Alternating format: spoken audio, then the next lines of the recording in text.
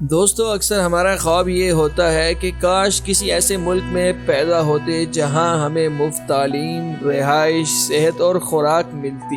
تعلیم مکمل ہونے کے فوراً بعد ہمیں نوکری کا نوٹیفیکیشن گھر بیٹھے ای میل پر وصول ہو جایا کرے۔ کیا آپ جانتے ہیں کہ اس دنیا میں ایک ایسا ملک بھی ہے جہاں جرم ہونے کے بعد بھی مجرم کو جیل میں تو رکھا جاتا ہے مگر وہ جیل کسی 5 اسٹار ہوٹل سے کم نہیں ہوتی؟ جی ہاں، آج کی اس ویڈیو میں ہم ناروے کا ذکر کر رہے ہیں جسے دنیا کا خوشحال ترین ملک سمجھا جاتا ہے۔ ناروے ایک مکمل سوشلسٹ ڈیموکریٹک اسٹیٹ ہے جہاں ریاست اپنے شہریوں کو حقیقی ماں کی طرح پالتی ہے۔ ناروے کے شہریوں کو مفت تعلیم، صحت، خوراک، رہائش اور نوکری دی جاتی ہے تاکہ وہ ایک بہترین شہری ثابت ہو سکیں اور اپنے ملک کو مزید خوشحال ملک بنا سکیں۔ آج کی اس ویڈیو میں ہم آپ کو ناروے کی مکمل مگر مختصر تاریخ بتائیں گے اور یہ کہانی بھی سنائیں گے کہ ناروے کیسے امیر ترین اور ایک ویلفیئر ریاست بنا تھا۔ السلام علیکم دوستو، آپ دیکھ رہے ہیں ہمارا چینل ڈاکومنٹری دیکھو۔ میں ہوں محمد علی اوان۔ ویڈیو شروع کرنے سے پہلے ہمارے چینل کو ضرور سبسکرائب کر لیجئے۔ ویورز، ناروے ناردرن یورپین اور سیکنڈ وین پیننسولا کے درمیان واقع ہے۔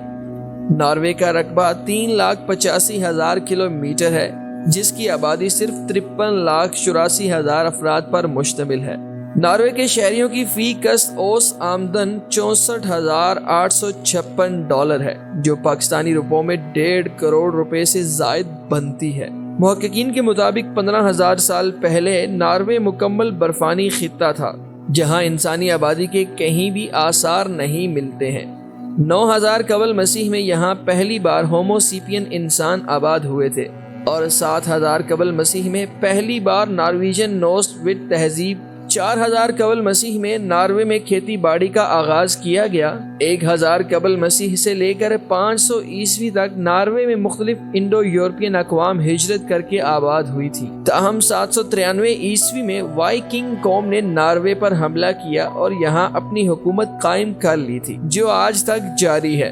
ناظرین، ناروے کے پہلے بادشاہ کا نام ہیرالڈول فیر باہر تھا جو وائکنگ قبیلے سے تعلق رکھتے تھے جنہوں نے یونائٹڈ ناروے کی بنیاد بھی رکھی تھی۔ وائکنگ کے بادشاہوں نے ناروے کے اندر بہت سے ترقیاتی کام کروائے تھے جن میں کھیتی باڑی میں اصلاحات لا کر کسانوں کو بڑے بڑے رقبے دینا بھی شامل تھا۔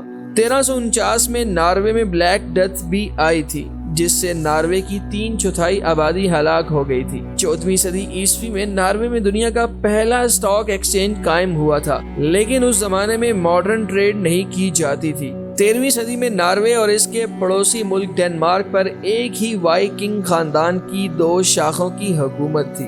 خاندانی رشتہ داریوں کے بعد ڈنمارک اور ناروے متحد ملک بن گئے جسے کمار یونین کہا جاتا تھا۔ اس نئے ملک کا دارالحکومت ڈنمارک کا شہر کوپن ہیگن تھا۔ دوستو، 996 عیسوی میں جب ناروے کے ایک وائکنگ بادشاہ نے عیسائی مذہب قبول کر لیا تو ناروے ایک عیسائی ملک بن گیا تھا۔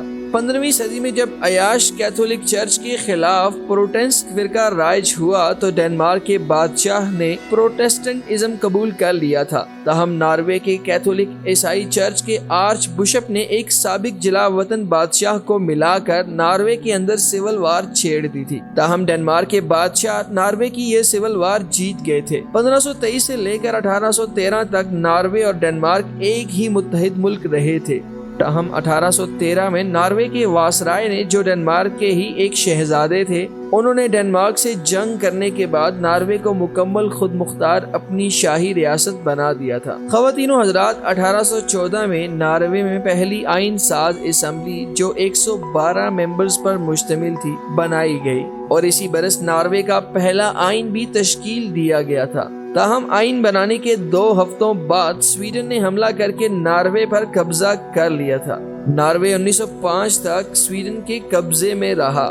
پھر ایک معاہدے کے بعد ناروے کو خود مختاری ملی تھی۔ پہلی جنگ عظیم کے دوران ناروے یورپ کا واحد ملک تھا جو غیر جانبدار رہا، تاہم دوسری جنگ عظیم میں ناروے کی اسٹریٹجک اہمیت کو حاصل کرنے کے لیے جرمنی نے اس پر قبضہ کر لیا تھا، جو جنگ کے اختتام تک جاری رہا تھا۔ جنگ کے بعد امریکہ نے ناروے کو خود مختاری دلوائی اور آج ناروے ایک آئینی شاہی جمہوریت والا ملک ہے۔ دوستو، اب ہم ناروے کی خوشحالی کا ذکر کریں گے کہ ناروے کیسے اپنے شہریوں کو بے شمار سہولیات مفت فراہم کرتا ہے۔ ناروے ایک ایسا ملک ہے جو اپنی تاریخ کے بیشتر حصے میں خوشحال ہی رہا ہے۔ وائکنگ بادشاہوں نے یہاں زراعت کو کافی ترقی دی تھی، جس کی وجہ یہ تھی کہ یہاں آبادی کم اور رقبہ بہت زیادہ تھا۔ اس کے علاوہ ناروے یورپ کے ایک ایسے حصے میں واقع ہے جو سینٹرل یورپ اور مشرقی مغربی یورپ کو آپس میں ملاتا تھا۔ یہاں بین الاقوامی تجارت 13ویں صدی عیسوی سے ہی مضبوط تھی۔ 1969 میں ناروے کے اندر جب تیل دریافت ہوا تو ناروے یورپ کا امیر ترین ملک بن گیا تھا۔ 1970 کی دہائی میں ناروے کے بادشاہ اور عوامی پارٹیوں نے مل کر ناروے کو ایک سوشل ڈیموکریٹک ریاست بنایا تھا۔ اس کی بنیادی وجہ یہ تھی کہ ناروے کی آبادی بہت کم تھی مگر اس کے وسائل بے شمار تھے۔